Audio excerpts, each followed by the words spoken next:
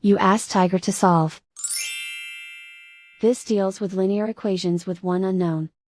The final result is x equals 10. Let's solve it step by step.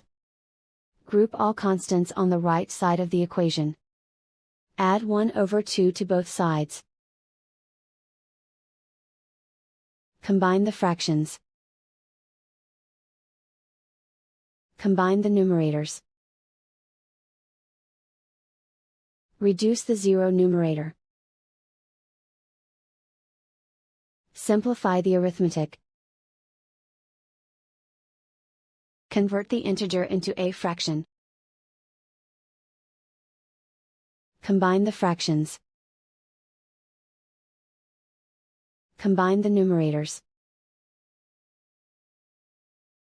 Isolate the x.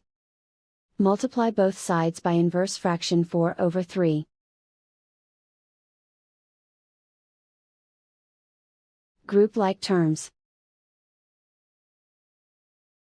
Multiply the coefficients. Simplify the fraction. Multiply the fractions.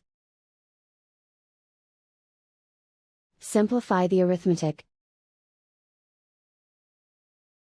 And so the final result is x equals 10.